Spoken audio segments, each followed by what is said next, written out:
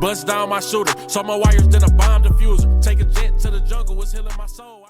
UFC 313 takes place this weekend. Alex Pereira versus Magomed Ankalaev. We will be giving our full card predictions and breakdowns from the bottom to the top.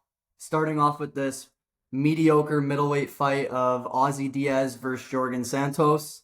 Ozzy Diaz 9-3, Jorgen Santos 10-1. Jorgen Santos making his UFC debut. He fought on the Contender Series last year against Will Curry. He was a plus 300 underdog plus in that fight and won a unanimous decision. Will Curry is a terrible fighter. I watched that fight live and I went back and watched a little bit of it before turning it off. Jorgen Santos just does enough to win that fight. Curry threw no boxing and all it took was a couple jabs for Jorgen to kind of land more volume. Ozzy Diaz, on the other hand, 9-3. All of his wins are by finish. He has 7 KOs, 2 submissions, and all 3 of his losses are by KO. So the thing with Ozzy is he fought on the Contender Series in 2022 against Joe Pyfer, and he debuted in 2024 on the China card against Zhang Minyang, where he was finished in the first round. Finished in the first round in both of those fights. The only difference is that fight was at 205 pounds, and Ozzy's if you look at his frame, he's a natural 185er. He's 6'4", big for the weight class, but he's small when it comes to 205. It's one of those like weird kind of middle ground guys where like a 195 division would be perfect for them or something, but I think this fight's going to be a pretty slugfest, poor, low-quality decision, if I had to say. Jorgen Santos has 3 wins by KO, 4 by sub, 3 by decision. And his only loss is to a guy by unanimous decision who was 13-9. And in the Brazilian regional scene, like there's a lot of can crushing going on there. So all the time in every promotion. Yeah, so I don't. That's a very unimpressive loss to me. I honestly see the underdog here, Ozzy Diaz. Plus 150, I think there's great value there. I think that he wins a 29-28 slug decision. Shifted up to plus 158 a little bit. Yeah. Some money's coming in on Santos. Give me Diaz. Yeah. Probably by decision. First decision in his career. I think that this is his first UFC win against the debuter. I can see that happening, honestly. All right. On to the next fight here. Chris Gutierrez versus John Castaneda. An interesting matchup here in the bantamweight division. John Castaneda, 21-7, has 7 wins by KO, 7 by sub, 7 by decision, and 7 losses. So really even split there. He was supposed to fight last week on the Manel Kape versus Sulan Mabayev card versus Douglas De Silva de Andrade. And a little bit of weird stuff happened there. Originally, De Silva missed weight, and that fight was supposed to be a catch weight at 150. And then Silva had to be medically taken out of the fight by the doctors or the UFC or something, so that fight had to be canceled. So I'm glad to see Castaneda got a fight replacement on a pay-per-view against a better opponent. So this will be definitely a more close fight. But I don't think he's going to get the nod against someone like Chris Gutierrez. Give me Gutierrez at the same time. Of course. Like we've seen him in a main event 2 fights ago against Song Yadong. Regardless of the result, he outlanded him in significant strikes.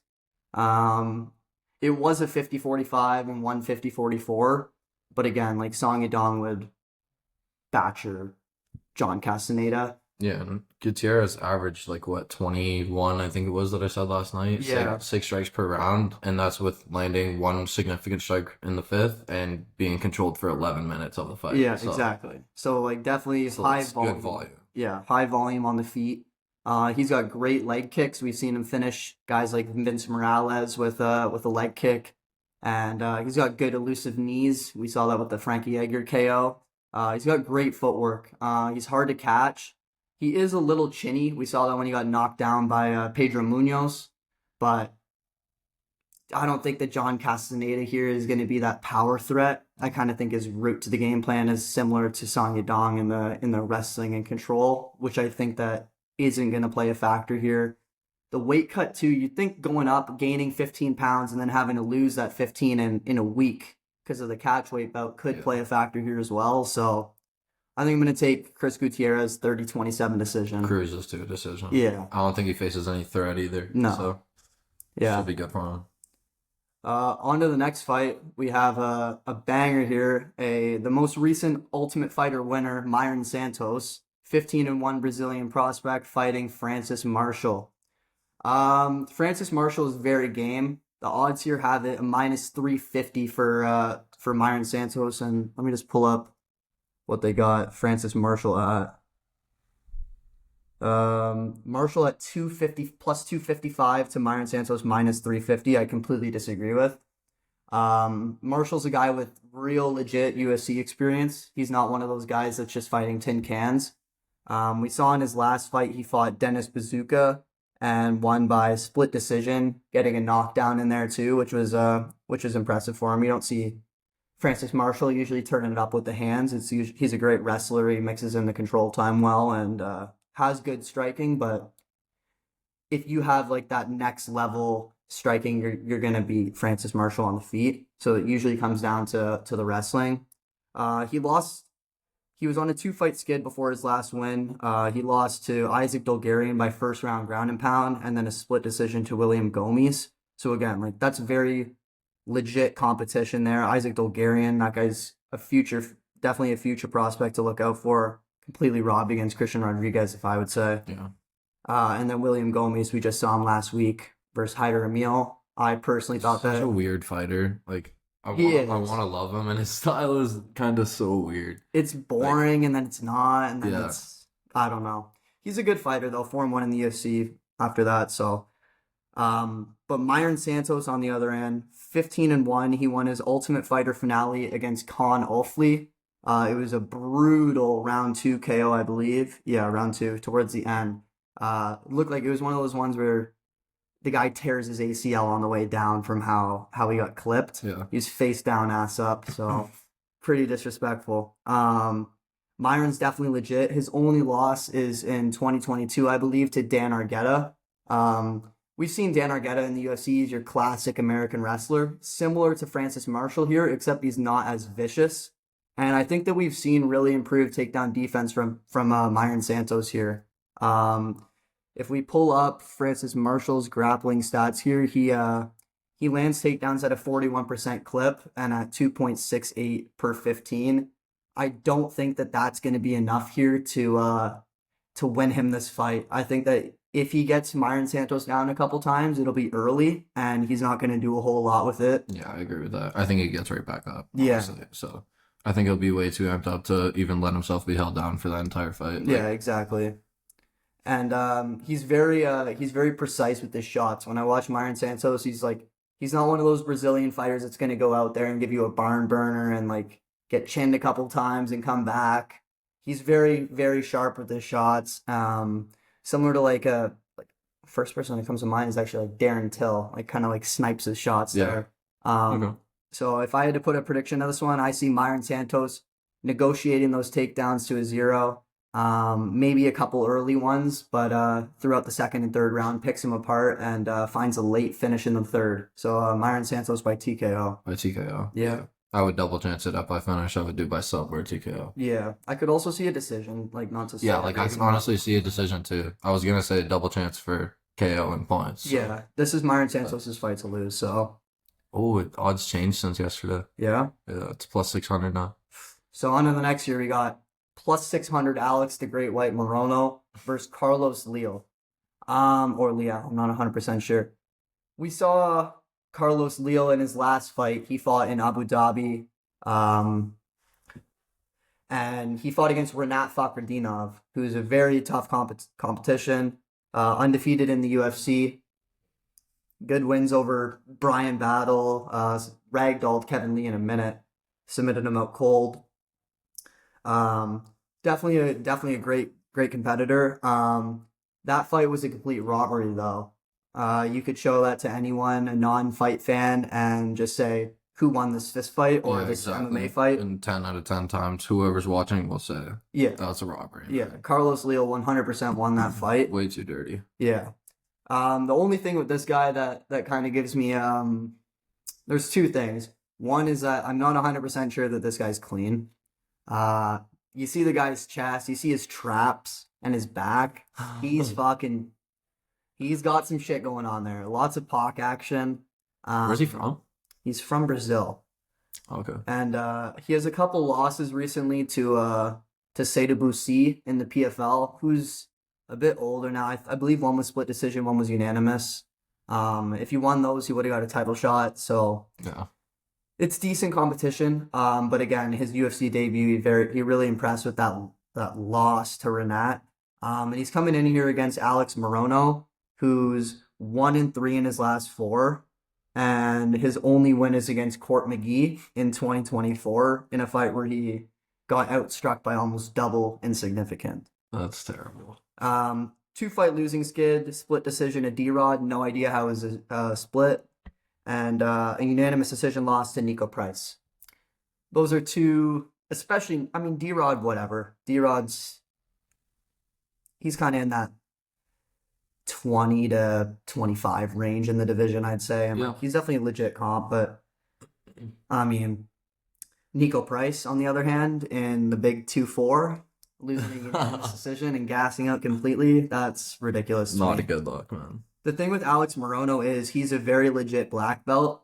We've seen it before when he submitted. He did have that guillotine against the Dirty Bird, but we haven't seen his submissions since 2018 against Joshua Berkman, a round 1 club and sub, I believe. But the guy's a very legit black belt, and it just makes me question his fight IQ all the time. You never see it. He strikes when he needs to grapple. He grapples when he needs to strike. It's just like you're watching him fight, and it's just what is kind of going on here. Yeah, and you're thinking the whole time that the coaching is saying something wrong, and that's Yeah. when we become the couch coaches. And Yeah, let them exactly. start letting them know, and everyone does the exact same thing. So And he's 34 now. He's more a coach than a fighter nowadays. It seems like he's kind of picking matches as he pleases, like these winnable fights. Daniel Rodriguez was a winnable fight. Nico Price, winnable fight. Court McGee, obviously. And then lost, I believe it was Buckley's debut at 170. He fought Morono. He lost a decision to Buckley, so no shame there. But I just kind of think that this is the one that we get. The great white shark finally might take that harpoon here. I think that he's going to get maybe around 1 KO'd by Carlos I can Hill honestly here. see that. Yeah, I think that it's just going to be a walk in the park. There's not going to be a whole lot going on for Morono. He's a good counter striker, but I think that this is a scary matchup for him. Leal's hungry, deserved to win that Renat fight, and what a perfect place on a UFC pay-per-view here to get your first UFC victory. Yeah, I agree. I see Morono getting dropped in the first and probably finish in the second. Yeah, Honestly, that's I valid. might sprinkle on that. Yeah. So Carlos Leal by KO is the pick. On to the next year, we have a banger of a prelim. Bruno the Hulk Ferreira versus Armin Petrosian. 12-2 Bruno Ferreira. In his last fight, he fought Abus Magomedov. He got submitted in the 3rd round with an arm triangle. One thing I will say is that whole path of victory for Armin Petrosian is not here. The submission is not going to be here. The wrestling the takedowns are not going to be here. The control time, the ability to just stay safe after getting hurt, like Abus was doing. He was shooting great takedowns, I will say, every single time that he was getting wobbled. He had 4 takedowns throughout that fight, and finally locking in a submission late in the 3rd round.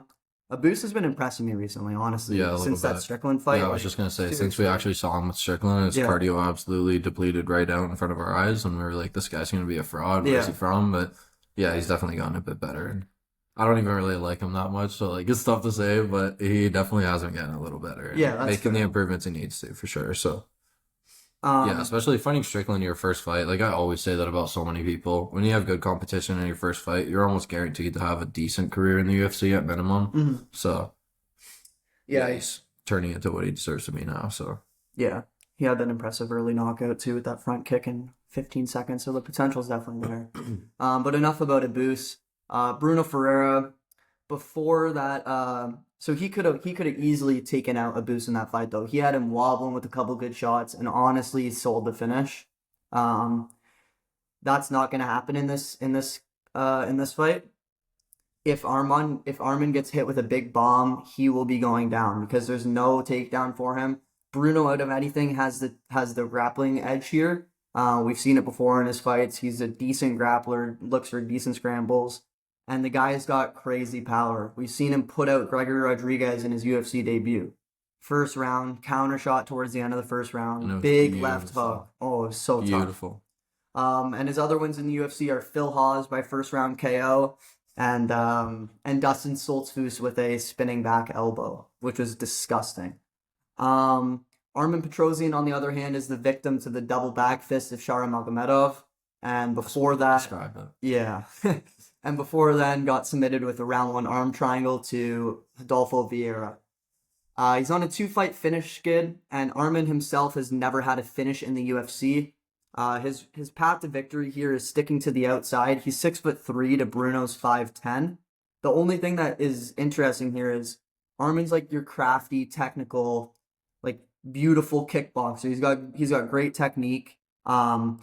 But it's going to be hard when he has a 71-inch reach compared to Bruno's 72. Yeah. That's one thing I want to highlight. Although the height difference is crazy, it's not going to be too big of a factor when you actually have a reach disadvantage. You're going to be more in the pocket than at range out of anything, unless you can keep him to your kicking range. Yeah, it's exactly what you said last night about being in the range. Like, Yeah. you won't be able to cycle around and keep him to his outside, like, because he's got shorter reach than him. Exactly. So he's going to cut him off every single time. Yeah, so I honestly, back-to-back finishes for Armen Petrosian. He's been finished, sorry. I think that's going to be a third here. I'm going to take the underdog here, Bruno Ferreira, honestly, to clip him early with a round 1 KO.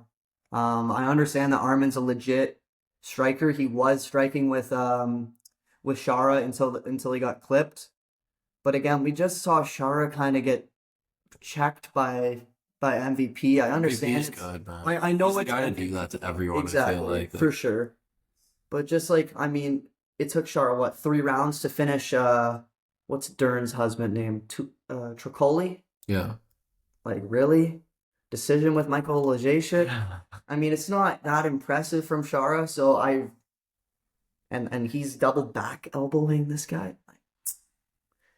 I don't know. I understand how elusive Shara is. I'm not hating or anything, but I'm taking Bruno Ferreira round 1 KO as a crazy underdog pick.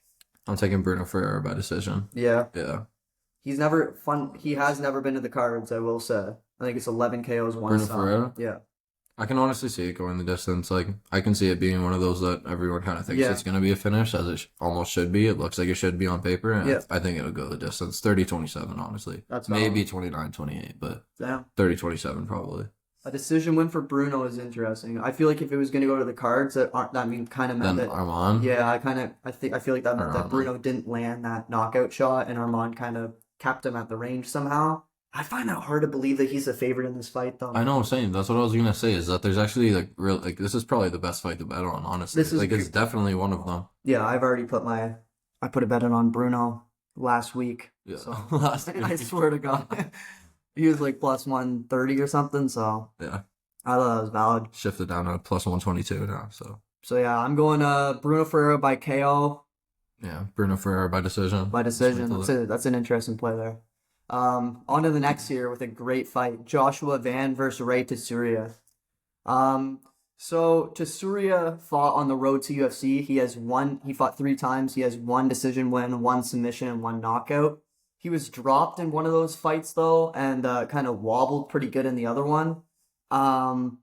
He made his debut against Carlos Hernandez and won a close 29-28 decision. Carlos destroyed him in the 3rd round with control time, completely flipped the script on him, because this guy was seen as like, I swear I was hearing like the Japanese Khabib, like that was what he was considered to be. Like, he's 10-0. This guy's got crazy Kimura wins. Great. I think he has a key lock submission in his record. So like, definitely legit ground game. And we saw that he has legit ground skills against Carlos Hernandez, but not finishing him.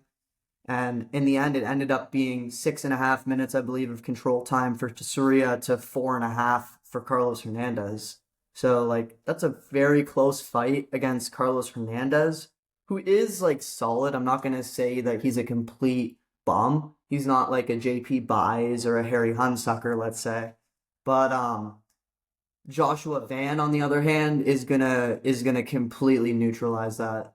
Ray Tsuruya has garbage striking from what I was seeing. He completely relies on the takedown. And with Joshua Van's 80% takedown defense, and he knows that that's all that's going to be coming at him. On the feet, this is Joshua Van all fucking day. I agree, and I think he wants it more. Yeah. So he'll definitely try and keep it there for sure. For sure. And like Van's on the 2-fight win streak after getting finished by Energy in the 3rd round there. Shout out Energy. Big uppercut there. It was actually absolutely beautiful. Losing my mind. Yeah.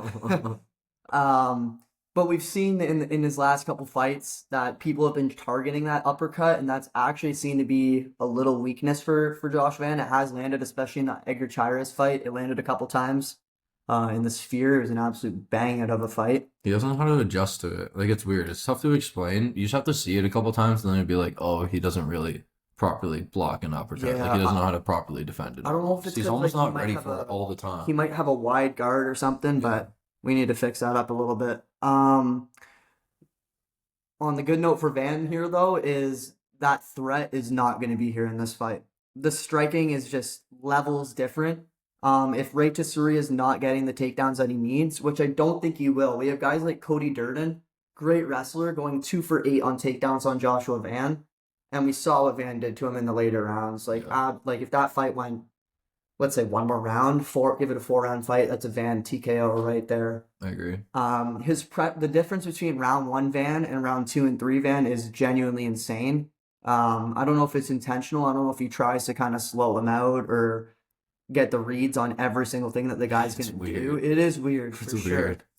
But the guy completely turns it on in the 2nd round. He unlocks body shots, and they are insane. They're juicy, and I think that they're going to be the key to victory in this fight, honestly. He's a good definition of a warm-up round, honestly. Yeah, like a Cheeto Vera. Yeah, like pretty much. Like, literally just takes 5 minutes to feel it out, and then he's going to absolutely come the fuck at you in a second. Yeah. So I think that Josh Van stuffs the takedowns here. I think that he lands big body shots in the 2nd round. And if it's not going to be a 30-27, it's going to be a late 3rd round TKO for Josh Van. I think he could put him out here. Bounce. It's been the year of bouncing the guys from the undefeated as well. Like, we've seen it before, however many times this year. I'll say Peyton Talbot is the first one that comes to mind instantly. yeah. On the same card, Rina Nakamura as well, so another Asian prospect. And the thing is, these Asian prospects, not to hate or anything, but these road to UFC guys especially have not been impressive. Not even just Asian, but we'll go Anshu Jubilee was a road to UFC winner. We've seen how he played out. What was it, 22nd KO loss to Quinlan Like the recent one? Yeah. Oh, yeah. And then before then, round 3 TKO to Mike Breeden. So, the barking merchant himself. I think that Van stuffs these takedowns here. I think that the cardio is going to come into play, the body shots, and that he's going to put him out late or win a nice decision. I was just going to ask if you think it goes the distance. Yeah, I think it could for sure. My good bet for this fight would probably be that it goes the distance, in my opinion. Yeah. I haven't seen the odds on it, but I would probably take that and probably give me Josh Van by decision. I can see Ray honestly getting a decision. Like, if he gets his ground game working, then I can definitely see that happening. But I think Josh Van rides this high horse and he gets back on his hype train that he's trying to be back on. And yeah, I think he gets it done by decision. Yeah. 3rd round's honestly valid. 3rd round round TKO, I can definitely see that. Especially with I think he would have to get Ray pretty tired out. Yeah, that's what I mean, though. Stuff all these takedowns, big body shots, and then that'll be your opening for the TKO in the 3rd. But we'll see. I think it'll be honestly, I'll say Josh Van decision is my official pick, but I won't be surprised if I see a late TKO. Yeah. On to the next, our featured prelim of the fight.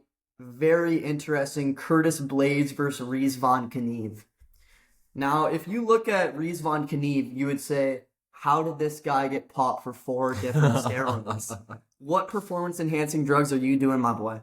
But then, if you go and look at the Renan Ferreira fight, this guy looked way more slimmed out than now. Yeah. He ended up winning that fight. Renan Ferreira, if you don't know, is the 6'8" heavyweight that Ngannou just knocked out in the PFL. Kaniv won by decision, but that fight obviously got overturned because he popped for 4 performance-enhancing drugs. Not just like a picogram like John Jones. Right, not just a little speck of something he was trying to clean out that he was using for a one-time thing to get healthy. Yeah, no IV respirator shit, no little Alistair Overeem horse meat. 4 full, I could pull up the names, but I remember looking at him, it's just like a Labata phone, whatever, like just a bunch of MC something. Yeah, he's got the enchantment table in his right now. I was using splash potions. Yeah. Anywho, both guys here are 6'4". Curtis Blades with a 4-inch reach advantage. Kniev's 12-2, I believe, from what I can see from his record. And he's fought twice on the Contender Series. He's put both guys out, and he's now kind of getting his chance. Except in his last, like, when you watch Kniev, he's got great knees. They're very fast, they're very sharp, and he's got good elbows. And both of those tools led to the finish in his last Contender Series fight. My only problem is that the guy that he was fighting was terrible. I believe his name was something Cunha. Excuse me. And just wasn't showing me a whole lot. Kniev looks for the clinch a lot, and I don't really know if we're going to see the takedowns here. But Curtis Blades has a 30% takedown defense. I learned that the other day, and sure, I bet a lot of them were from Jailton. Yeah, probably. But that's still definitely something that Kniev is going to be looking to exploit here, because I'm sure there wasn't a lot of people that would think like, oh, like, why don't I try and take down Curtis Blades? Like, that's not really a logical thing for most people. Right, because he's seen as a wrestler. Yeah, exactly. So. But like the thing with Curtis is the guy's got a questionable fight IQ. I know. I remember my favorite one is him versus Sergey Pavlovich. The guy didn't shoot for a takedown once. He got finished in like a minute and a half, 2 minutes or something. Oh yeah, I was trying to think of that, and he could have exploited that too. He could have been a Jailton and run at him first second of the fight and probably taken him down. Like, I honestly think he could have. I honestly 100%. We saw that with like Overeem. Overeem took him down in Sergey Pavlovich's debut, and that was that. Yeah. Ground and pound, the guy had nothing off of his back, and someone like Curtis Blades with elbows, just a lack of fight IQ to me to try and ego check yourself standing and banging with Pavlovich. And then even in his last fight versus Tom Aspinall, kind of just looked like a goose waiting to get shot. You know what I mean? 1 minute on the dot. Yeah, he was just kind of waiting. He didn't know what to do. 1 minute on the dot KO. He looked, I don't know, lost in the moment. Like, holy shit, I'm here. But Tom was way too quick for him. I feel like Tom was just so hard to deal with, though. Like, someone twitching like that at 250 whatever X amount of pounds. Like, that's tough. No, and it's almost, you don't train to fight someone. It's almost impossible to train like that, because if you do, then you're probably training with a light heavyweight who could replicate that a bit better. Mm-hmm. And it's like, and then you're just not getting that full exact experience. With the power. So when you see someone moving that quick in front of you, and he sticks out one jab, and it feels like your training partner's overhand, not a good way. That's a really good way to put it, actually. Yeah, so I really don't know what you're going to get for Curtis Blades. Like, and again, like let me just have a look at his record here. He had that win over Jailton, obviously. I'm personally a big Jailton fan. I've been very high on him since the start, since the Pleasure Man and Shamil days. Seeing that one hurt. So now whenever I fell asleep for that. Yeah. That was so ridiculous. Like, now whenever I see people shooting for takedowns and those elbows start coming in, I instantly get that your heart gets pumping a little bit. You feel it in your stomach. So yeah, I could definitely see Rizvan like shooting in for a takedown off of the clinch and those elbows being there too, because obviously Curtis is going to be thinking to do that a lot. I think he's got valid money on him. I feel like plus 265 is a little crazy. Like, I understand it because it's Curtis Blades. He's going against the experience. That's all I really see about this fight is it's a new guy versus experience. So yeah, but I don't know, plus 265, like with the mistakes Curtis Blades can make, and again, his fight IQ is. I think there's value there for sure. I don't know, but there's definitely value there. The last time that I saw a good Curtis Blades performance where I was like genuinely impressed by him was versus Chris Dawkins in 2022. That just sounds funny. So it's just like, I mean, sure, you go a fight before that and he won a decision over Jairzinho.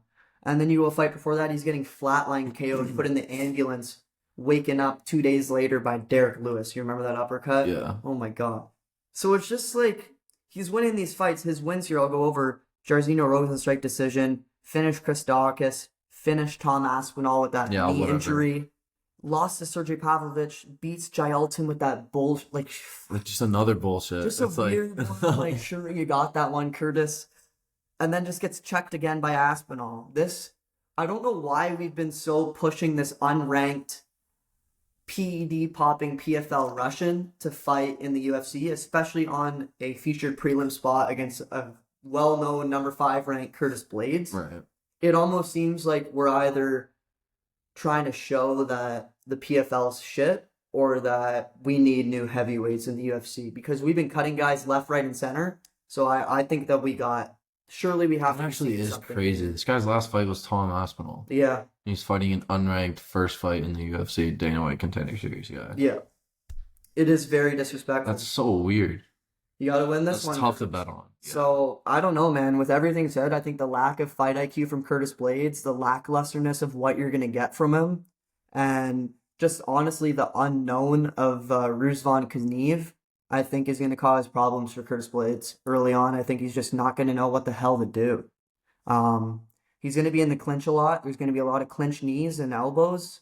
Again, like one of those can just sting Curtis good nowadays. I feel like his chin is questionable. Yeah. His IQ is just, I say it again, once again, terrible. it's just not good. So I'm going to take Rizvan Kniev. I can't really ping an exact prediction of a method. That's actually funny. I was just thinking I might honestly go with Curtis Blades just money line almost, but I don't think I'm gonna bet on it. If I were to bet on this, I would probably take Rizwan just because it's plus 265 Oh, and he's yeah. like with the amount of chance that he has, like I feel like there's too much value there to pass up betting wise. I don't know. I think Curtis Blades could shut down the hype though, in a not good fashion. The hype though is like, I mean, Curtis is a minus 300 favorite. Like he's expected to win this one. So,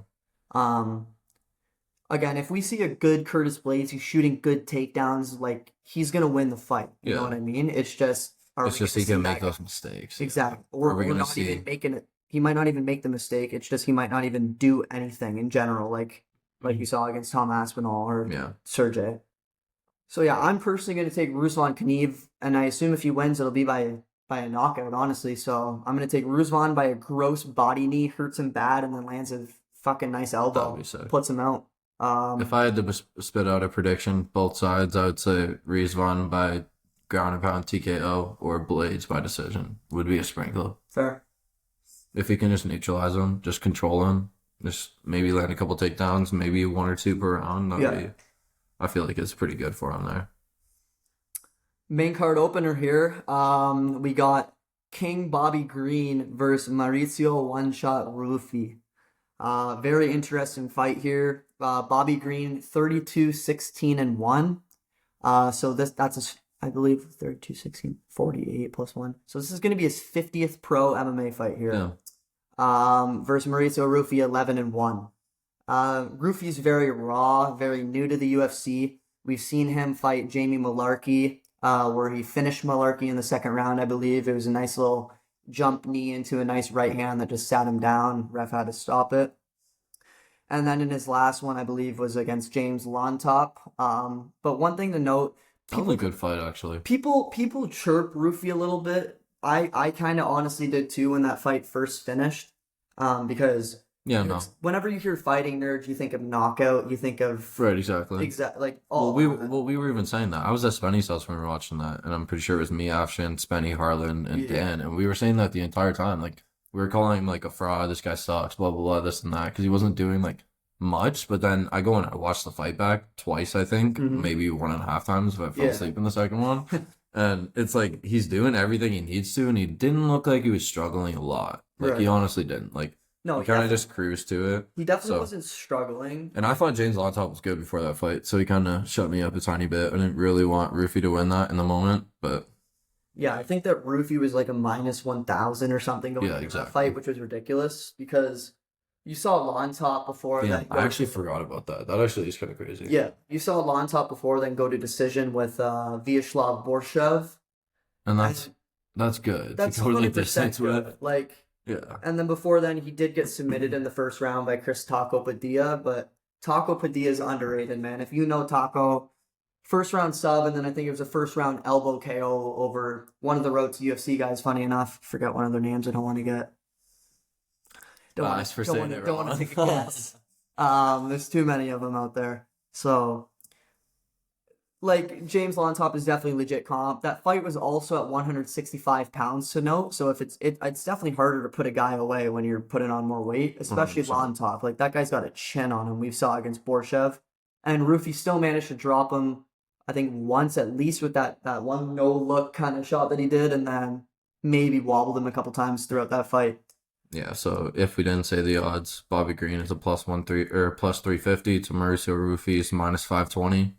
Mauricio Rufy by KO is a pick 'em odd at minus 110 right now. I Really? feel like, It was yeah. plus money at one point. Was A it? couple days ago, yeah. Damn, I honestly still feel like this was the pick though. Probably Rufy by TKO or KO. Wow. Rufy by points is plus 250. That's not bad. Bobby Green by KO is plus 900. And I feel like I'm gonna take Rufy for the lock of the night, and I know I don't think there's a world that Bobby Green gets this done. So I always like to snoop around a little Bobby Green decision because you never know when he's going to pull out something. Dickie, I'm looking at these Jim Miller on UFC 300 stats. That's what Bobby Green won by decision. 186 significant strikes, 1 knockdown and 1 takedown on Bobby Green. he had that. He had that. Yeah. 186 sigs. Like, that is unbelievable. And then he and then he gets fucked by Patty after that. And then he gets fucked by Patty. But then again, before that fight, Actually, that's kind of a good point. That's and then something again, to think about. before then gets finished by Jalen Turner. Jalen Turner's game, man. Would Jalen Turner beat Mauricio Rufy? That's a great fight. Damn, that actually would be a good fight. I gotta see Rufy's ground game. So that's something that needs to be exploited, and it's not going to be in this fight. So it's gonna come down to two unpredictable strikers, pretty much. Like Bobby, he fights with those hands down, and he's swinging from his hip for that unpredictable stuff. Rufy's kind of that elusive. He reminds me of like a young, like obviously people say it all the time, like a young Conor McGregor with the way that he's in like that karate stance, his hands out. He's always waving one hand out, little Miyagi-Do. But Rufy is very legit. I think that he's gonna come in here. The first round might be a little close. I think that Bobby might land some good punches on Rufy, but once those reads start coming in and that fighting nerd's IQ comes in, the counter shots are going to be live all day for Rufy, and I see one of them being pretty vicious and putting Bobby out cold. I think. Can you say counter strikes? Yeah, I think it'll be like a little even. I think Bobby Green's going to be counter striking a bit more. I feel like he's going to have the pressure put on him by Rufy. Yeah, and I think Rufy gets him done. I think Bobby's going to be weaving and weaving. He's going to be scaring us in the first round for a bit. He's going to make it out. Second round, he's going to get clipped maybe once, and he'll still be weaving. We'll think he's good for a second. And third, he's going to weave into an absolute bomb, and he's going to get K'd. So give me Mauricio Rufy by third round KO. What you just said reminds me of the Drew Dober fight. Let me have a look at the stats. Yeah, so it was Drew Dober ended up winning this fight by knockout. I'm sure you've seen. Uh-huh. But the stats were 75-30 for significant strikes for Bobby Green before Dober just landed that shot. When was that fight? That was in 2022 on the Cannonier versus Strickland card. Okay. Yeah, it was a midway through round 2 KO, but Bobby was that channel for that. It was working. Yeah. I think that Rufy's game here. I think that we have a bounce back victory and or not bounce back victory, but a bounce back performance, if you may, in terms of his stock. Yeah, just to like that hype. A little bit more hype for him. In terms of a KO, I think we're gonna get a KO here against someone like Bobby. In terms of what fans want to see. Yeah. I think he gets back on the hype train. But I mean, 50th pro fight for Bobby Green. How do you think Guy wants to come out? He need oh fuck. That's like the first fight. There's so much to think about with Bobby Green, honestly. But like now that you say it, it actually puts it into perspective a bit more. I'm still calling Rufy my lock of the night. I think, but this fight's going back down to 155. Rufy's back to that natural weight class for the power. The chin's back at 155 for Bobby. So yeah, I think we could see a KO here for Rufy. KO or decision, but Rufy's definitely a lock. Next fight here. This fight's actually good. It's good. I don't think it should be on the main card though. Probably not, but the more I look at it, weirdly enough, it actually gets kind of good. It looks like a passing of the torch moment to me in terms of both the fact that these guys look like they're related. It looks like a mother and daughter. Lemos is 37, I believe, to Lucindu's 23. There's a 14-year age gap, if I remember that correctly. Funny enough, Lucindu with the more experience, though. 17-5-0 as a professional mixed martial artist compared to 14-4-1. Obviously, Lemos has the more UFC experience and the championship experience now with I think it was 3 fights ago now where she fought Zhang Wei Li. She was totally dominated in that fight, but of course there's notes to take away from the champ. Yeah. We've seen people bounce back. It happened. She did beat Mackenzie Dern in the fight after Zhang Wei Li in a very impressive decision win. But then in her last one got straight armbarred by Verna Jandiroba. Old Bug Eyes got her in Yeah, the I second do round remember with a nice armbar. And Jasmine Lucindu here, or Yasmin, I'm not 100% sure how you say this, averages 2.4 takedowns per 15 at a 57% clip compared to Lamos's 60% takedown defense. I think that this is going to get exploited a lot harder than, this is a different scenario than the Francis Marshall and Myron Santos, those 2.4 takedowns, because Myron, like, when it comes to just like that type of stuff, I think that the guys are just gonna like pop up a little bit more. The girls look for submissions off their back, I find a lot more, and like the it's gonna stay on the ground. Yeah, Especially with I'll Lucindu. stay there for a minute. Yeah, a lot of control time for Lucindu, and we saw that happen. And that seems to be the key for victory to beat Lemos. Zhang Wei Li, 50-40 forwarder, just holding her on the ground. Good strike, honestly makes up the striking amazing, but that's Zhang Wei Li. But then you go down a level to Verna, actually finishing her with an armbar, but just dominant on the ground. And I think we're going to see that here. 14-year age gap. I mean, I'd like to see the That's stat crazy. on the win percentage for the younger fighter there, or the older, honestly. But I just think that the grappling here is going to be a little bit too much for Yasmin Lucindu. There is a late submission to be locked up because of Lemos has been subbed twice in the UFC now, so I think that just with age and everything, and this isn't a great matchup. You got a young, hungry submission hunting contender. She only has one submission in the UFC, I believe it was over Polyana Viana, but I mean, it's still definitely there. So my official pick is going to be Yasmin Lucindu to win, 29-28 decision. But there could be a third round submission, if I will say. Yeah. Yeah. I'm going to take Lucinda money line at 136. It's minus 136 at plus 106, so it's pretty close to a pick 'em. But I feel like if I choose Lucinda by decision, then she's going to sub her out or knock her out or something. And if I take her by finish, it is 100% going the distance. So for sure. That's how I'll take that minus 136 money line. It's not bad at all, actually. But yeah, I agree with the passing of the torch thing, going back to the first thing you said. Yeah. With the 14-year age gap, I think she passes the torch to Lucinda for sure. Yeah. It's definitely her fight to win, honestly. And like if moves up in the rankings, good amount, right? Oh, for sure. And if you're standing with if this fight ends up being a standing fight and Lucindu's not shooting for takedowns or getting stuffed, I think that Lemos beats the shit out of her though. So that's her only kind of halt if you're thinking about Lucindu or something. Is that if the takedowns aren't going, if somehow her 60% takedown defense does hold up, which I'm sure she's been grinding hard, especially for her last couple fights, we could see some slight improvements. Yeah. And especially Verna Jandiroba, that chick just wants to get the fight to the floor. Like, very good on the ground. Zhang Wei Li, very good on the ground. Dern, she did beat Dern, so I mean, there's someone who wants to fight on the ground, but Dern is like one of those Alex. Sometimes good, you don't sometimes know what the hell bad. you're You gonna never get. Yeah, know. exactly. So yeah, give me Lucindu by decision. Yeah, I'll take Lucinda money line. Yeah. Moving up to Jalen Turner versus Ignacio Bahamondes. The Chilean is 16-5 compared to Jalen Turner being 14-8.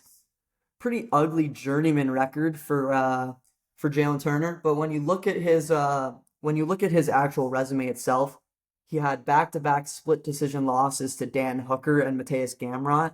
Both wars, both great fights. I honestly thought that you could have gave the fight to Turner, especially against Gamrot. Maybe that's just because I'm not a fan of Gamrot personally, but Yo, who was that fight against with Turner that he got finished when he was on the ground? Moicano. Yeah. And that was in his where last it was fight. it looked rigged. Like that was in his last fight, UFC 300. He went for the walk-off KO and didn't get it. And he didn't get it. They didn't stop the fight. Right, and he got finished. Because he turned around. Earlier too. Yeah. So he was flattened out, right? Like just taking back of the head. He was on the ground, just getting pounded. And I don't remember them being hard. If I remember that right, they were kind of light. Hard. They quit. I remember thinking quit. In my opinion, that was a crowd stoppage almost. No, I think it was a quit. Yeah, I can agree with that too. I think it was a quit. Jalen Turner here, both guys here 6'3" in the 155 division. So there's only 4 guys. A little fun fact for you: there's only 4 guys at 155 that are 6'3". And these 2 are one of them. The other 2 are Joel Alvarez and Tom Nolan. So that's a pretty interesting thing that both these guys are fighting each other here. Ignacio Bahamondes is coming off a win over Manuel Torres by first round KO on the Noche card. Very impressive win with a step in elbow. Before then, he has wins over Trey Ogden, and one of his losses is to Ludovic Klein. So, I mean, Ludovic Klein, in my opinion, is one of the most legit out of the top 15 prospects in lightweight. I think he's on a 7-fight unbeaten streak. I think there's one draw in there. Yeah. But very, very, very legit guy. So there's no shame in that, in my opinion, to losing to him. But Jalen Turner, on the other hand, is fighting the top of the barrel competition. But in his last fight, he just quit on me. He quit on himself. And I think that if this comes to the... I don't think we're going to be seeing this fight go to the ground a whole lot. Although Jalen Turner, I will say, probably has the submission edge. Okay. Jalen's got takedown edge, then. I mean, both guys, do they really even shoot for... Okay, definitely not Ignacio. Damn, I was actually gonna say that. Yeah. I was gonna say I can see Ignacio. You know, I'm still gonna stick with that. I can kind of see Ignacio landing maybe 2 takedowns. Like, I feel like that's a stretch, but so he's got a 0% takedown. Ignacio's never shot for a takedown in the UFC. He does have. I feel like that changes. I'm gonna be watching for that actually. He does have an anaconda choke submission though in my, I believe it was a Darce or one of those. From being taken down then. Yeah. But he does have an 85% takedown defense here. Turner at a 55% takedown accuracy. I just don't really think that this one hits the floor. So when it comes to striking, I'm really just going to lean towards Ignacio Bahamondes. Yeah, so am I. That guy's got gross kicks, gross teeps, nice front kicks, nice leg kicks, and good boxing. Well, obviously, we saw the elbows in his last fight, so I think we might be seeing Ignacio Bahamondes enter the rankings here. And I mean, if it's going to be a battle of the chins and the striking, I think you got to go Ignacio all day. So my pick's going to be Ignacio to win the fight, and I think it'll be a barn burner. So I'm going to say Ignacio to win by knockout. The odds on the fight, if we didn't say that, Jalen Turner plus 104 to Ignacio Bahamondes minus 132. It's almost identical to the last one, actually. It's literally off by 4. So, yeah, it's pretty close to a pick'em. What'd you say? I see that being a pick'em by fight night. You have Bahamondes by KO? Yeah, I think that he's going to... Plus 280. Exact same as my pick, plus 280. Ignacio Bahamondes by points. So. Oh, what's him by points? It's tied. They're both 280. Wow. Yeah. Interesting. Yeah. That's a... Double chance probably isn't bad, actually. Yeah, give that a look, actually. It's pick'em. That's pretty good, actually. It's minus 110, so... Yeah, give me Ignacio to win by decision or KO as the official pick. Yeah, that's fine. Moving up to the featured fight of the night. The co-main event. The co-main event, not the featured fight. Rafael Fiziev versus Justin Gaethje. I got a lot to talk about on this fight. Let's start with thoughts on the last one. Yeah, let's do it. I'm down. The first fight, I mean, a lot of people I'm sure will disagree with me. I thought Fiziev won that fight. I thought Fiziev won that fight since the decision ended, man. The fact that a judge had that 10-8 in the third round is despicable to me. That is insane. I want everyone, if you agree with that, I want you to please go look at the scorecard. Download the app Reel and go look at the scorecard and see what that says, bro. And talk to me about that if that's a 10-8. There's no one that can convince me a 10-8. The fact that a judge gave that round a 10-8 is just crazy. It actually makes me mad to think about. Like, Justin Gaethje developed the jab halfway through round 3 and started landing it really good. I'm not going to say that Gaethje didn't win the round, but Fiziev stung him, wobbled him, and had him in all sorts of trouble for the start of that third round. For the start of the third, that's what I was going to say. Exactly. Until 3:30, that's when Gaethje actually touched him for the first time with a good shot. Like, I think he had 2 total strikes before that in the first minute and a half, and it was given a 10-8. Yeah. Like, bro, he didn't dog walk him in the last 3.5 minutes of the fight. It's like, and you're one... respectfully, go watch it. Like, he did not dog walk him in the last 3 minutes of that fight. You're one takedown, too, in that fight. Gaethje's only takedown in the UFC, a little fun fact. Damn. Yeah. Was with 1 second left in that fight. Yeah, exactly. And he had 2 seconds to control time. So to a 10-8 round, I don't fucking know what you got to do nowadays for a 10-8. It seems like you jab him and it'll be a 10-8. But Fiziev was looking great early in that fight. After the first body kick that Fiziev threw, he full on rolled his ankle. Oh yeah, facts. I actually forgot about that. Go and watch. We might be able to run that clip. Actually. Yeah, we might be able to run that clip. I'll pull up the clip actually. Because that is crazy. It didn't take Will 3 fights to realize it, and I never noticed it until he showed me. Like, so that was crazy. So I And think he that still could've- goes on to have that good of a fight, bro. Fiziev is the move, man. Yeah, he's got great clinch knees, great elbows, insane kickboxing, and just throws with fucking 100% on every single shot, man.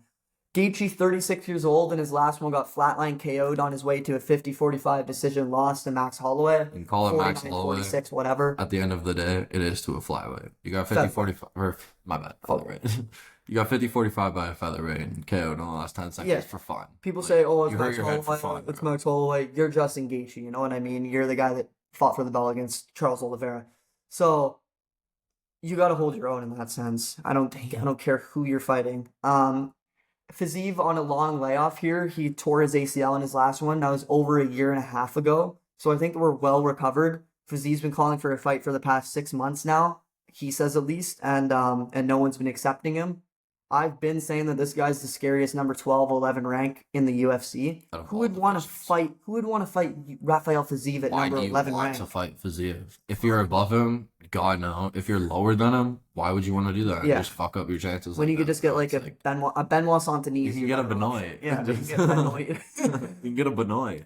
But yeah, I think Fiziev here, he's been training, he's been waiting for a fight. So this whole short notice narrative, I don't really think is going to come into play. It's 3 rounds, it's not 5. And I think Fiziev at 31 compared to 36 years old, Justin coming off that disgusting KO loss.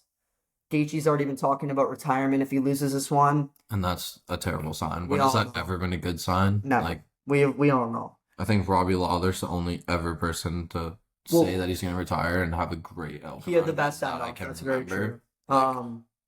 Against Court McGee. Yeah. Who Against Court Alex McGee. Morono lost to, I'll just say. Court McGee. That was Court McGee, right? No, it was Nico Price. It was Nico Price. Oh, damn. One Was of it? them. Oh, I That actually was thought who- it was Court McGee. That was who Alex Morono. Wasn't it with like clinch uppercuts? Yeah, clinch uppercuts. Yeah. Who, since that fight, has been like a.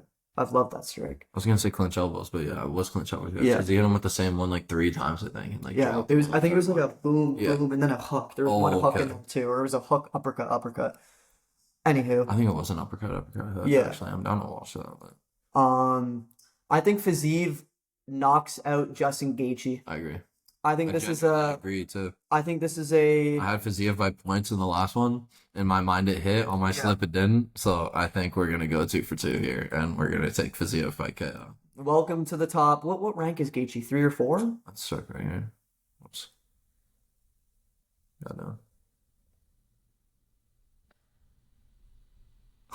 Yeah. Number 3 Number 3. rank Gaethje versus number 11 Fiziev. Yeah, I think this is a welcome to the top 3 Rafael Fiziev. I Title agree. shot is loading soon. I do think he loses to Islam, sadly, but I think everyone loses to Islam. There you go. Unless you're maybe Elias Foria, but I Yeah. think he probably loses to Islam. I think he's just too small. I think he gets I'm a wrestle-fucked, big but- Charles fan, so Imagine this he hurts to sucks. say. That'd be crazy. I pray on Islam's downfall. Yeah, so Every Gaethje money line plus 126 to Fiziev's minus 162. We're gonna have to take Fiziev by KO at plus 200. The other kind of valid picks there, I'd say maybe are like Gaethje by points at plus 330. 100%. Personally, I don't think that hits, but plus 330 is definitely valid for that. Gaethje by KO is at plus 360. It's definitely not hitting, so please, for the love of God, don't bet on that. And yeah, Fiziev by KO is definitely going to be the play there. I think it cashes. I think we go 2 for 2. I think the Axeman bounces think- back on his 2-fight skid. A little bit unlucky Skid. with an ACL and a robbery, but not robbery, close fight loss, but Against Gaethje? yeah. Fiziev by KO. Fiziev by KO or points is the pick. Valid. On to our main event here, Alex Poatan Pereira versus Magomed Ankalaev. Poatan 12-2 to Ankalaev's 21-1 no contest, coming to Johnny Walker. Pereira has the 1-inch height advantage and the 4-inch reach advantage.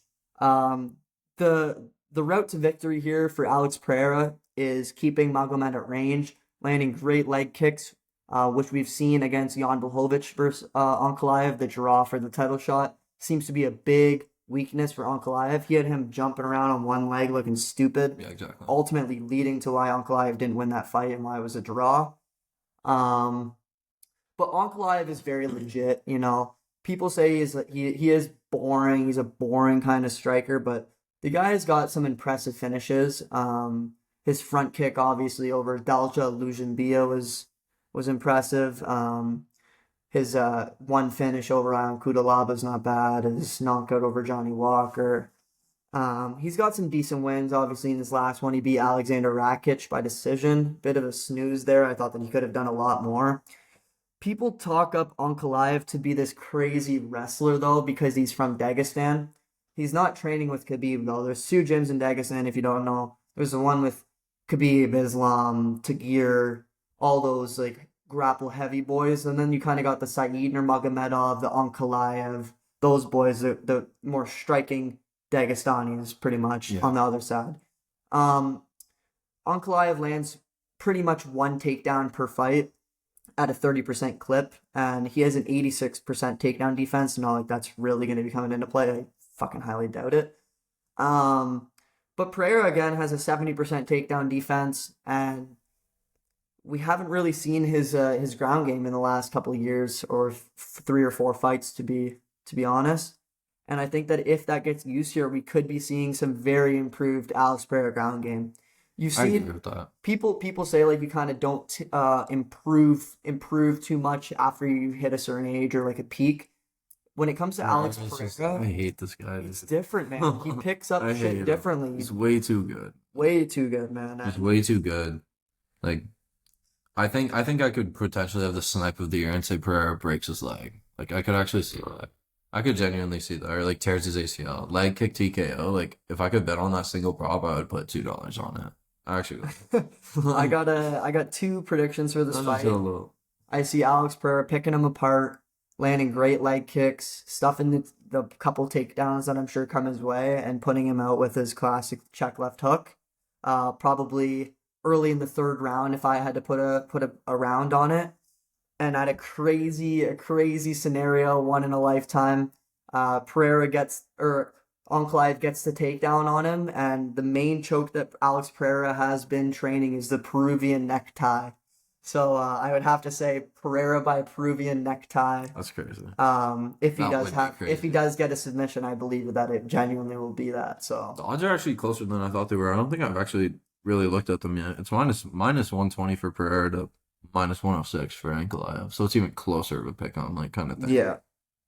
That doesn't really surprise me. No. With that being said, that it's that good, I would not highly suggest, but I think $1,000 on Pereira would actually be valid. Like I genuinely don't see him losing this, and I think he's almost definitely going to knock out Ankalaev at plus 150.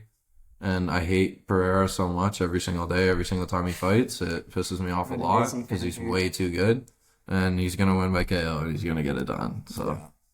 I mean, let's be real, though. We really don't want to see Ankalaev as champion, right? No, I don't at all. But I think I would pay money to see Pereira lose to Ankalaev. But I don't want to see Ankalaev as champ, bro. It's just like you send light heavyweight right back into the stupid spiral. We'll miss Pereira. One thing I will say is we will miss Pereira when he's gone. 100%. So it's just like, I don't want him losing to this fucking guy out of anyone. I want it to be Tom Aspinall if it's going to be someone. I've been jokingly saying for a bit, I think he can be the GOAT, and I don't think Ankalaev's going to be the one that steps in the way of that. So to be honest, he is the one that could step in the way out of anyone that he's fought maybe recently. Like stylistically, like I see what you mean. Like definitely, it's like fighting a giant in a tiny bit. Like you're fighting that guy who has a submission threat against, like in the bigger divisions, kind of thing. Well, Ankalaev doesn't have a submission threat. Look at that. He hasn't went for a takedown ever in the UFC. Or a submission, sorry. Oh, damn. 0 submissions, and his only loss is by round 3 submission to Paul Craig.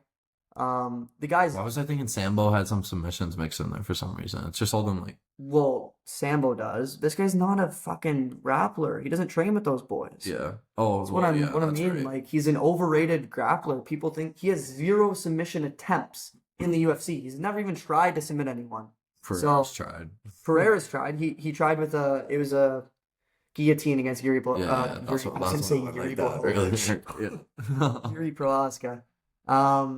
But yeah, for an official pick here, I think Alex Pereira puts his lights out in the 3rd round. I was just about to ask you what round. Yeah, I'm gonna say 3rd. The over-under is 3.5. Under, bro. That's craziness. What are you taking? I'm gonna say Pereira probably knockout in the 2nd. Yeah. Maybe in the 1st, bro. Like, I would hate to see that so much, and it just might happen. Just because I don't want to see it means it'll probably happen. Yeah. Anyways, that is our full card predictions. You can check out Octagon Insights on Instagram and YouTube for